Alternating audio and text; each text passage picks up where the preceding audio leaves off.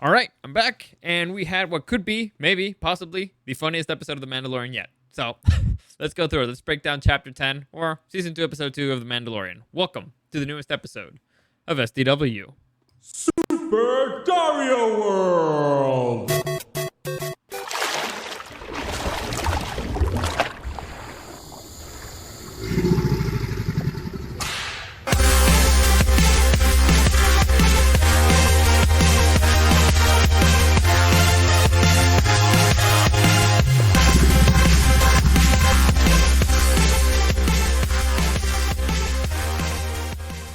So I'm back here. Still messing a little bit with the audio, but I'm good. Before I get into it, let me just give you a quick reminder that any comments, questions, or suggestions, you can find me at Dario the Show on Instagram and at Super Dario World. Also, not a lot of live streaming today. For some reason, my upload speed's really weird. I tried connecting several times, so this one will be pre-recorded, but hopefully the rest of the week I will be live streaming. You can find those videos on YouTube, or you can join me live on YouTube at Super Dario World and on Twitch at Super Dario World. If not, this video will be up on YouTube, and I do recommend you check out that channel, subscribe, like, and it helps me out. And also it helps you follow along because I put visuals of everything. I don't know, people tell me that they like it.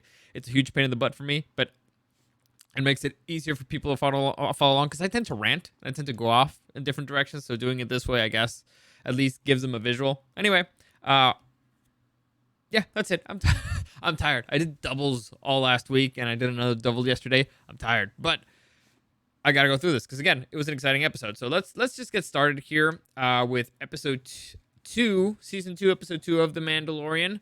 Let me make this big here. There you go. And this episode is chapter 10, called The Passenger. So let me introduce you to the new characters. And honestly, there's only one that matters, and this is the actual passenger. She doesn't really have a name, but imagine a giant humanoid frog. And it's a female. It's a she. So it's a giant female frog, and we call her the passenger for now. So that's the only character that you need to know. And well, at least the new character that you need to know. And let's just get into the summary. So just switch things up here a little bit. All right, here we go. All right, so no, that's better. All right, so the episode begins with Mando and Baby Yoda exactly where they left off last week. They're in the speeder on their way back to Mos Eisley, and so on their way back to Mos Eisley, they kind of get jumped by a bunch of thieves who use the oldest trick in the book. You know, they just put they use a rope to make them fall off of the speeder. It's pretty funny. Honestly, it's very cartoonish and it's enjoyable. Then that leads to a fight, and I'm gonna skip a lot of stuff here because it doesn't really matter. And like I said, this is a pretty funny episode. There's a lot of stuff, subtle comedy that happens, and a lot of really blatant comedy that happens. So if you're gonna watch this, I don't want to spoil the jokes for you, so I'm just gonna tell you what happens, but I'm gonna skip all a bit of the comedic bits so I don't ruin it for you. So they have a fight. Naturally, the Mandalorian wins, and he and Baby Yoda have to end up walking out of there. But here's something that I consider to be very important. As you can see, Mando here, he's covered in alien blood. So he finishes the fight and he's covered in alien blood. And so he starts walking through the desert, and as he's walking through the desert, you can actually see here, well, there's a close-up, but he's still covered in alien blood. So the point is, he didn't stop, cleaned off his armor, and then started walking to Mos Eisley. So he continues walking all the way to the city, and you can see he's walking through these dunes. He arrives at the city. He arrives actually at the cantina, or what looks to be exactly like the cantina, and his armor is completely clean. So this bastard has been walking through the desert, and he was originally covered in blood. He arrived at the cantina completely clean. Now, is it possible that he cleaned himself on the way?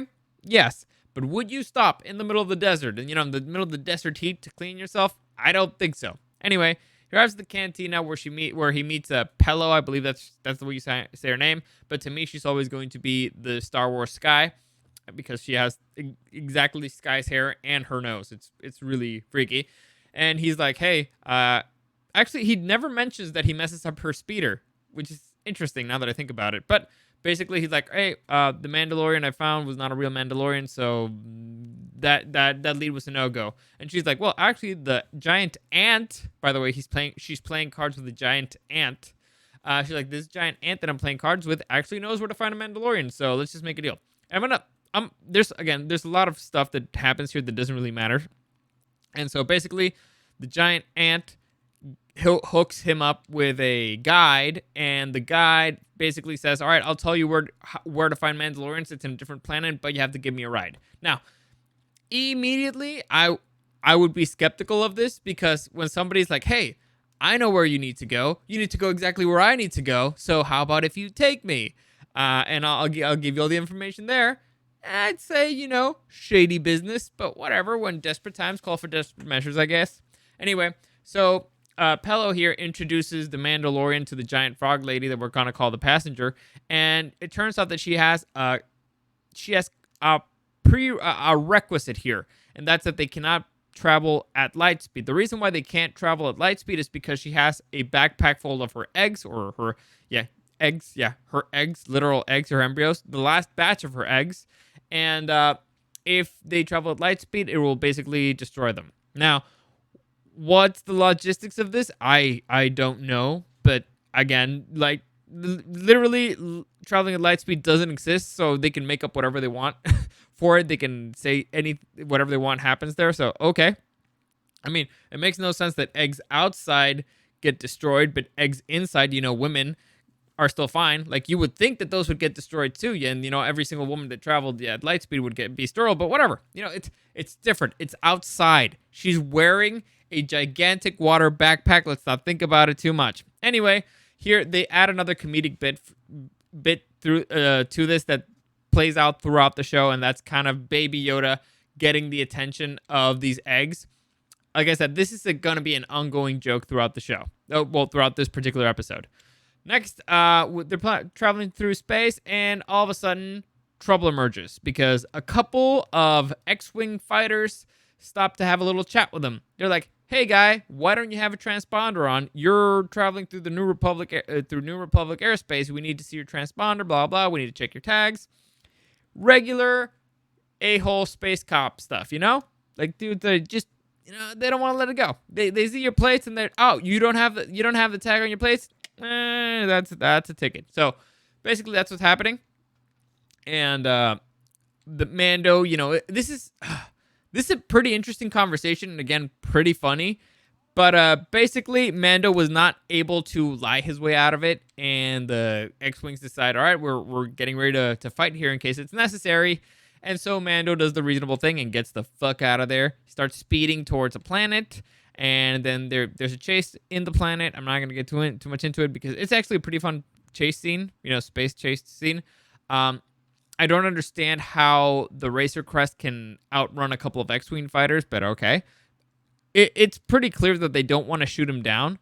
And so Mando has to maneuver a way to crash land and hide at the same time.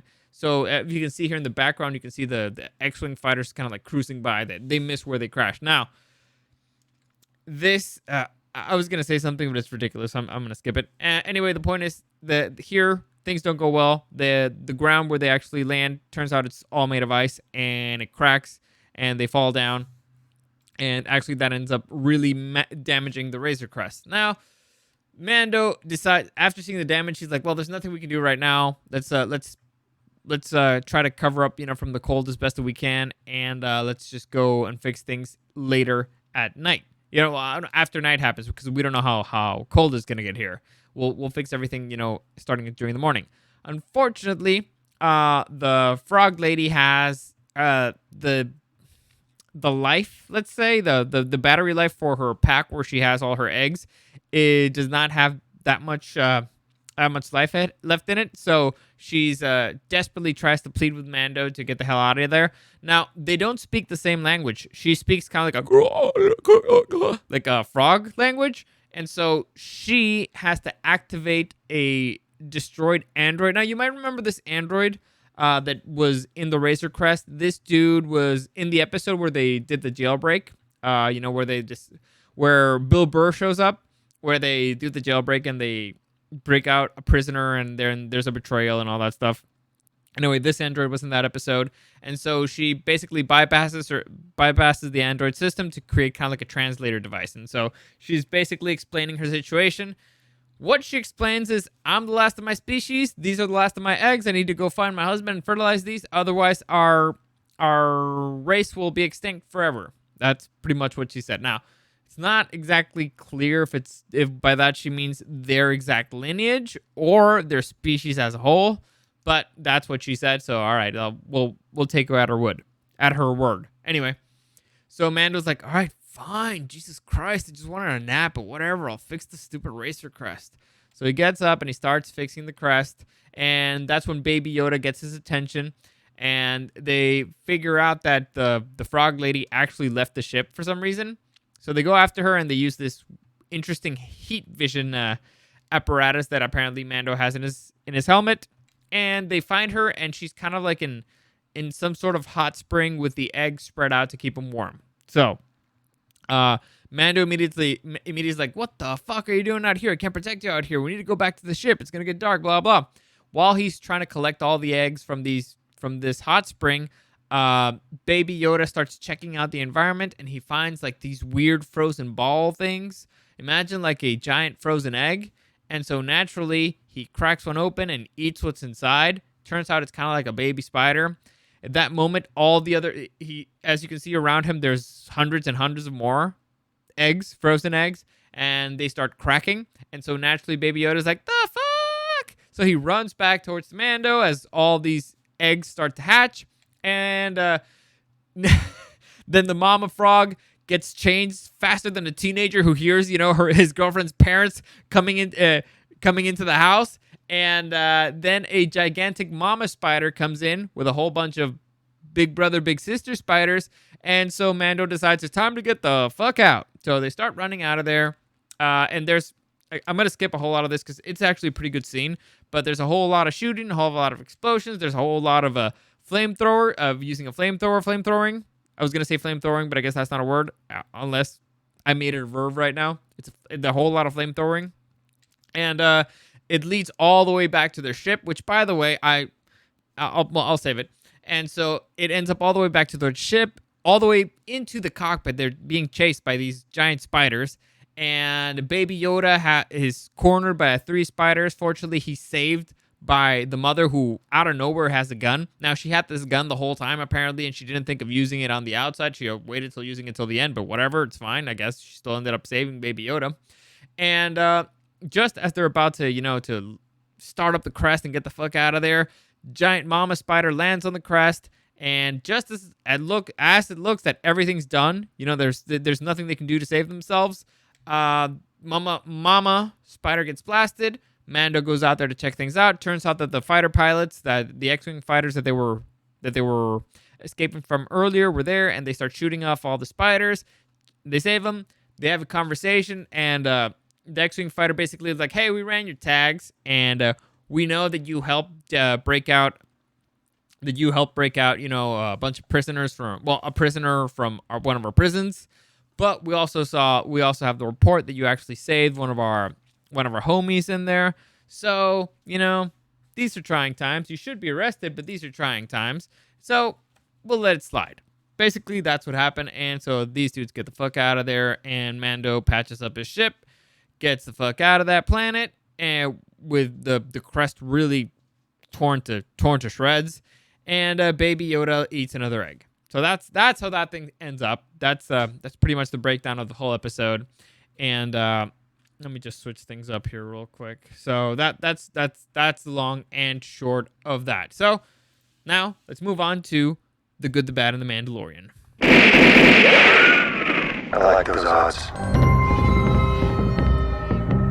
Alright, so I gotta do something about the song here real quick. Sorry about that. I gotta switch it out. Last time I got pinged on it, like copyright, you can't use it, so I cut it out real quick. I'm gonna get a handle on that eventually. We'll see how it goes. But let's move on to, and this is the good, the bad, and the Mandalorian, where I break down. In the good, I break down things that I liked. In the bad, I break down things that I didn't like. And in the Mandalorian, I'll give you a fun fact about whatever the hell I want. So let's begin with the good, and let me make this a little bit bigger here. So, the good.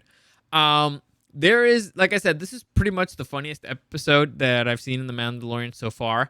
And there's an inside joke here that I really appreciated. And it has to do with the giant ant guy. So, Remember back in Mos Eisley, I told you about this giant ant dude who's playing cards with Pello. I believe that's her name. Peli Motto.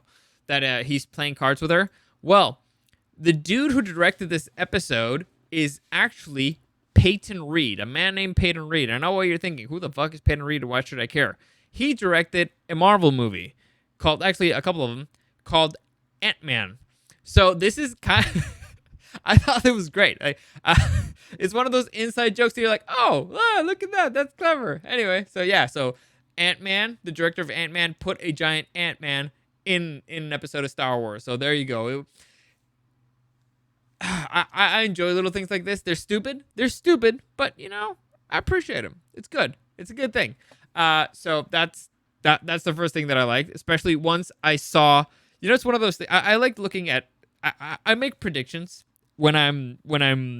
Well, I like guessing stuff when I'm watching an episode or something, or when I'm watching a TV show or movie. And like, for example, it's like, oh, this one was written by a woman, or this one was directed by, I don't know, like this guy or something like that. Because I followed along with the news of who the director is going to be, blah blah.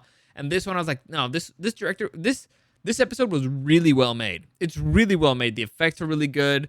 The story is told pretty well, and I'll tell you a little bit the thing that I actually enjoyed the most about it. So it's a dude who actually has some weight and who's pretty funny. And so at the end, Peyton Reed is like, that sounds super familiar. Oh, Ant-Man. Now it makes sense. Ant-Man is a pretty funny movie. The CGI is great. I mean, it helps it when you have the budget of Marvel. But overall, it's like, yeah, okay. You can feel that actually somebody who knows what he's doing directed this episode. So good on him. Anyway. So that's fun fact number one. Next, another thing I liked was Baby Yoda throughout this episode actually felt like a character. He actually had a mini storyline. They still used him mainly as a prop, but he actually had a little bit of a story. He had a lot of jokes.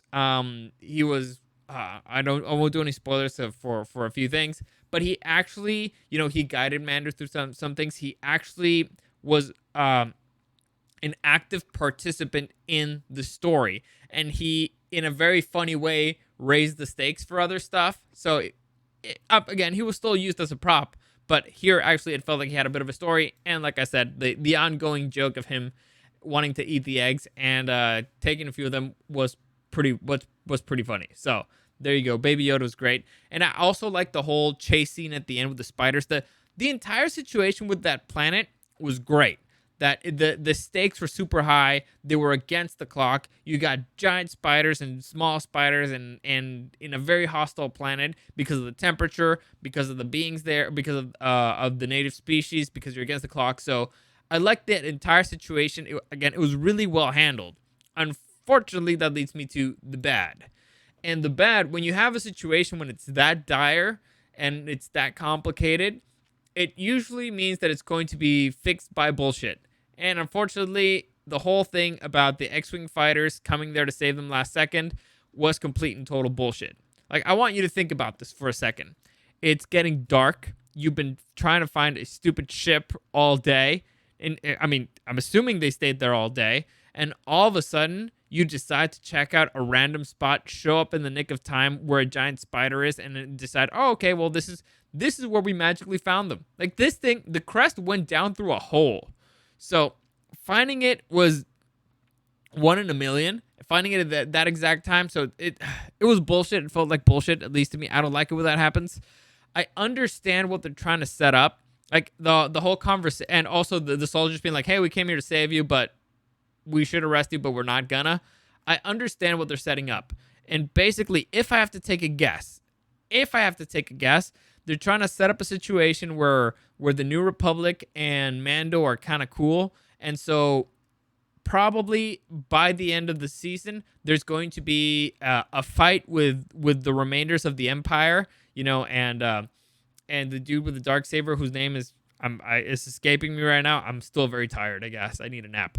But with the remainders of the Empire and the New Republic, and Mando's going to be like, well, I can trust these guys. They saved me once. So I'm guessing that's what they're doing, and if it actually leads to that, that confrontation, that could be fantastic. That could be phenomenal.